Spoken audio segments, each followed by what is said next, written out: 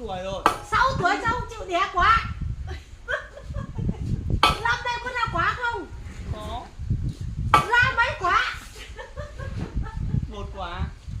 1 quả ít quá. 2 quả. Vẫn ít.